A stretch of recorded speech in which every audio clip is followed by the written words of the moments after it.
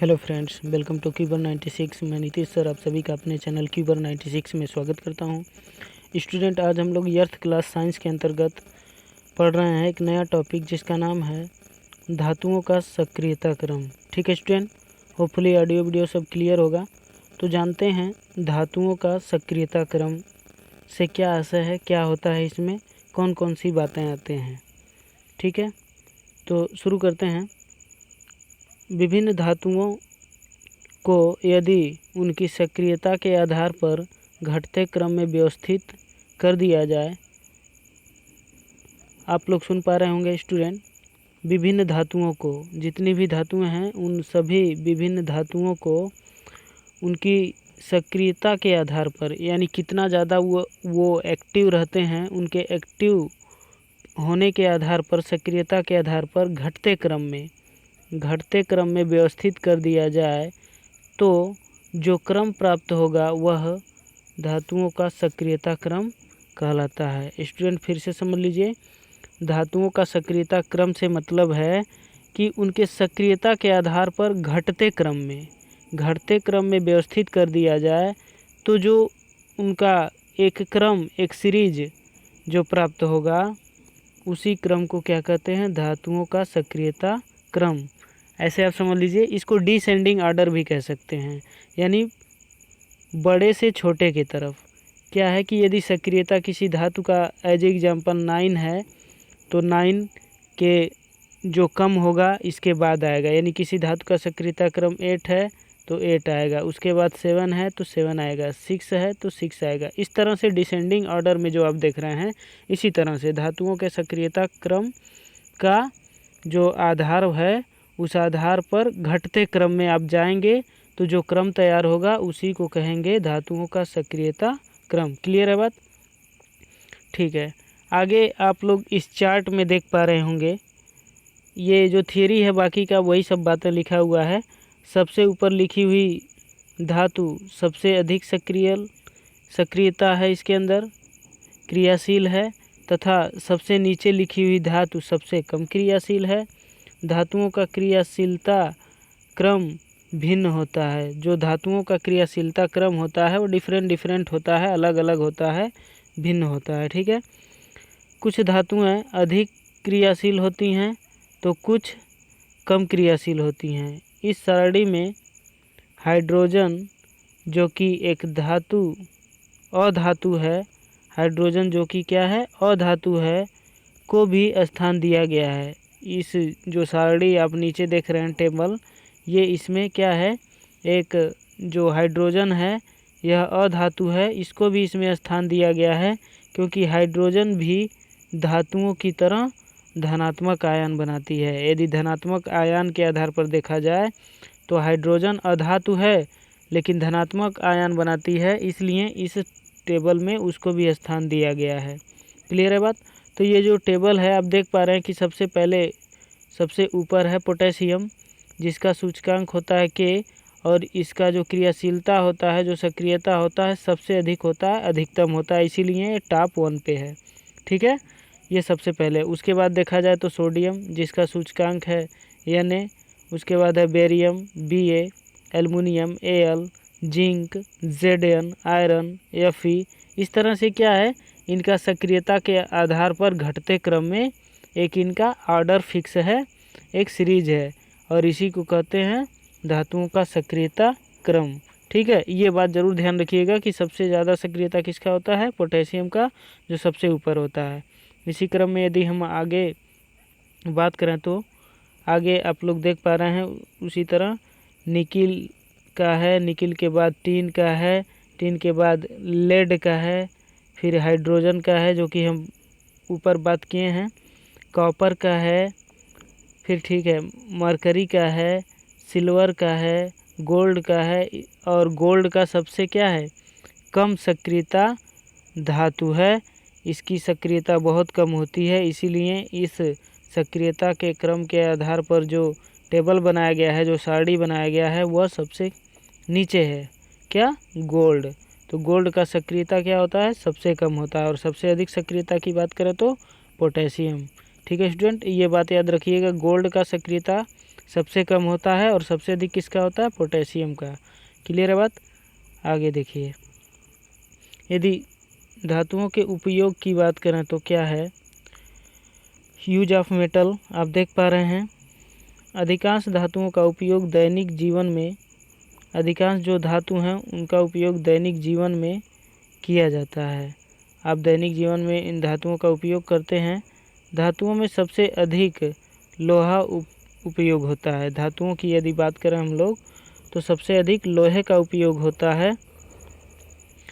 लोहे का उपयोग पिन, कील, रेलगाड़ी आदि बनाने में किया जाता है। आप नॉर्मली देखिए, पिन एक छोटी सी एक वस्तु है, उसको बनाने में भी लोहे का उपयोग होता है।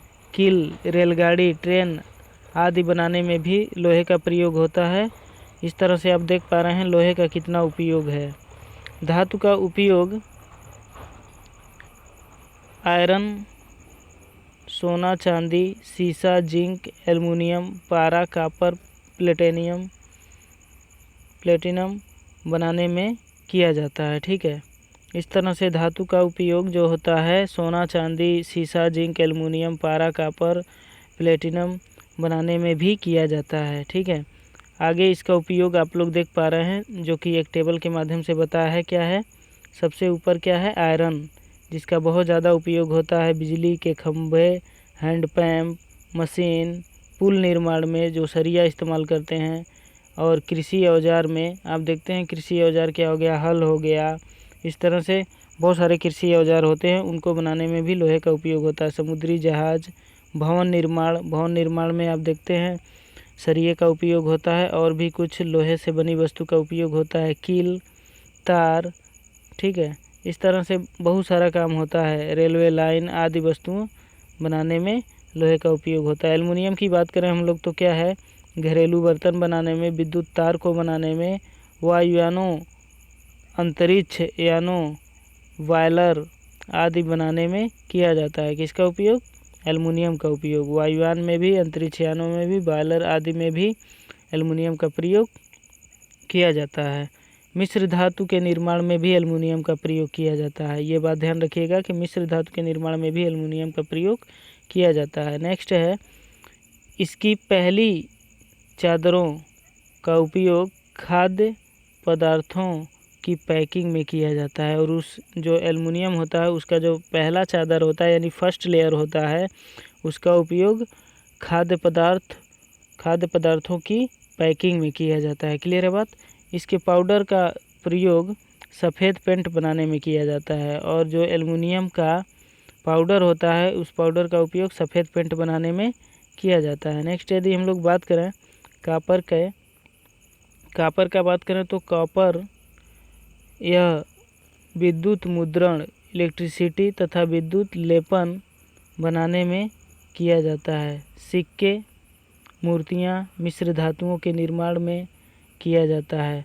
इसके अलावा बात करें तो जनरेटरों के कॉइल बनाने में भी किया जाता है। ठीक है, घरेलू बर्तन बनाने में भी कॉपर का उपयोग किया जाता है। रेडिएटर, बिजली के तार, ठीक है, इस तरह के उपकरण बनाने में कॉपर का उपयोग किया जाता है। यदि पारा की बात करें तो पारा थर्मामीटर, बैरोमीटर और पारे के क्लोराइडों का उपयोग एंटीसेप्टिक के रूप में किया जाता है। जो पारे का क्लोराइड होता है उसको एंटीसेप्टिक के रूप में, एंटीसेप्टिक क्या होता है? जो हम लोग अपने बॉडी के सेफ्टी के लिए इस्तेमाल करते हैं, जैसे कोई एक्सटर्नल क्रीम हम लोग इस्तेमाल करते हैं तो क्या है? एंटीसेप्टिक होता है, उसमें भी पारे का उपयोग किया जाता है। सड़कों पर सरकारी लैंपों द्वारा रोशनी करने में, सड़कों पर जो सरकारी लैंप लगाए जाते हैं रोशनी करने के लिए, उसमें भी पारा का उपयोग किया जाता है। ठीक है, नेक्स्ट हम लोग बात करें तो दांत रोग चिकित्सक द्वारा पारे सोने तथा पारे चांदी के अमलगम का उपयोग दांतों को भरने में किया जाता है। यानी आप देखते हैं यदि कोई दांत है, तो दांत में क्या होता है? एक्चुअली में ये दांत का कुछ हिस्सा टूट जाता है या हट जाता है, तो उसको प्लेन करने के लिए उसमें जो दांत का डॉक्टर होता है उसमें पारा भर देता है। पारा या फिर सोने का लिक्विड या फिर चांदी का लिक्विड, इस तरह से इसमें दांत में भी इस्तेमाल किया जाता है। पारा, सोना, चांदी आदि उस दांत के गैप को भरने के लिए। ठीक है, यदि हम लोग सोने की बात करें, सोना एक धातु है जिसके बारे में आप लोग भली भांति जानते हैं। सोना, गोल्ड अमूल्य आभूषण यानी बहुत सारे ज्वेलरी बनाए जाते हैं। ठीक है, पदक यानी आप प्राइज़ देखते हैं, जो मेडल मिलता है उसमें भी इस्तेमाल किया जाता है, सिक्के आदि बनाने में। नेक्स्ट हम लोग बात करें तो आयुर्वेदिक दवाइयाँ दांतों की फिलिंग यानी दांतों में जो गैप होता है उसको भरने के लिए और आयुर्वेदिक दवाइयाँ बनाने में भी किया जाता है। ठीक है, इस तरह से कीमती धातु है जिससे बहुत सारा ज्वेलर और यह जहाँ पे पाया जाता है उस देश को माना जाता है बहुत संपन्न है। सबसे अधिक सोने की खान कहाँ पे है? तो इंडोनेशिया। ठीक है स्टूडेंट, आगे आप लोग देख पा रहे हैं चांदी। चांदी की बात करें तो चांदी का भी उपयोग गहना बनाने में और पदक यानी मेडल बनाने में, सिक्कों को बनाने में, बर्तनों, मूर्तियों आदि को बनाने में किया जाता है। ठीक है, फोटोग्राफी में, आयुर्वेदिक दवाइयाँ बनाने में भी किया जाता है। ठीक है, प्लेटिनियम की बात करें तो यह सोने से भी ज़्यादा बहुमूल्य धातु है। जो प्लेटिनम है ये क्या है? सोने से भी ज़्यादा क्वालिटेटिव मेटल है। ठीक है, गहनों व घड़ियों के निर्माण में, घड़ी यानी वॉच गहने के निर्माण में और घड़ी के निर्माण में। उसके अलावा वाहनों में जो कैटालिटिक कन्वर्टर के रूप में, कैटालिटिक कन्वर्टर जो होता है वाहन में, वैन में, उसको भी बनाने में किया जाता है। उसके अलावा विद्युत उपकरण बनाने में, कोई भी विद्युत से संबंधित वस्तु बनाने में, और उसके अलावा शल्यक उपकरण में क्या, जैसे कि हो गया ओटी से संबंधित, ऑपरेशन से संबंधित जो कुछ इक्विपमेंट तैयार किए जाते हैं, ब्लेड हो गया या फिर कैंची हो गया, जो ऑपरेशन में, किसी व्यक्ति के ऑपरेशन में जो इस्तेमाल किया जाता है इक्विपमेंट, उसको बनाने में भी प्लेटिनम का उपयोग किया जाता है। तो स्टूडेंट होपफुली सारी बातें समझ में आ गया होगा। तो आज के लिए इतना ही, और मैं कहना चाहूँगा कि यदि अभी तक चैनल सब्सक्राइब नहीं किए हैं तो सब्सक्राइब कर लीजिए। ठीक है स्टूडेंट, धन्यवाद।